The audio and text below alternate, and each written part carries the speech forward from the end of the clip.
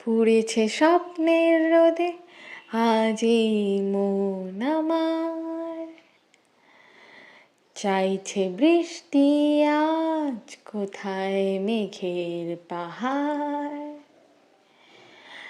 গাইছে মনে মন তুমি তুমি তুমি আমার, চলো যাই বহু দূরে ডানা মেলে ওই নীলে, চেনা সীমানা সীমা ছেড়ে ছেড়ে ছেড়ে, পৃথিবী অনেক বড় ইচ্ছে হলে যাব উড়ে, বাতাসে মাখ বড় ইচ্ছে হলে যাব পুড়ে,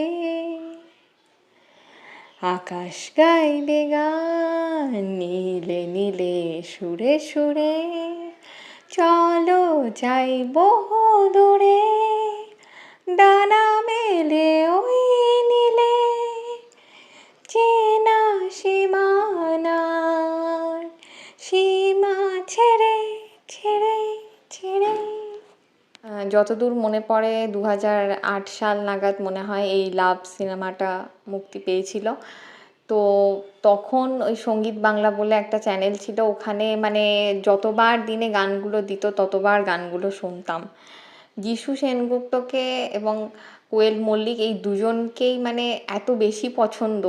সেই যিশু সেনগুপ্তকে তো ধরুন সেই নৌকাডুবি থেকে, সেই নৌকাডুবি, আবহমান, তারপরে এখনও পর্যন্ত দশম অবতার এত ভালো লাগে।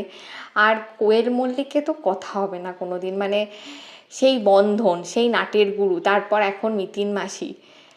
তো কত সিনেমার সিকুয়েল বেরোচ্ছে, তো এই সিনেমাটার যদি একটা সিকুয়েল বেরোতো, এই লাভ সিনেমাটার কত ভালো হতো। কেন তখনকার যে প্রত্যেকটা যিশু সেনগুপ্ত, কোয়েল মল্লিকের যে সিনেমাগুলো ছিল, অনবদ্য গল্প, মানে প্রত্যেকটা গল্প একটা হৃদয় ছুঁয়ে যায়। যেমন বর আসবে এখনই, নীল আকাশের চাঁদনি।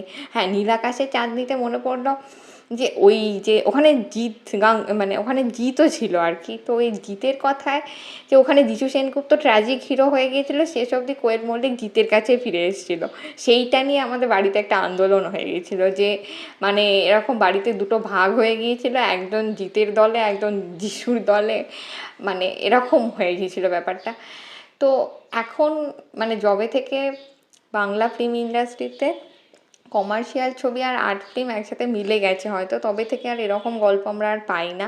তবে কিছু কিছু সিনেমার যদি সিকুয়েল আসতো, যেমন এই লাভ সিনেমাটা খুবই ভালো লাগে আর কি, মানে খুব একটা হৃদয় ছুঁয়ে যাওয়া গল্প, যে মানে ভালো হতো না কি।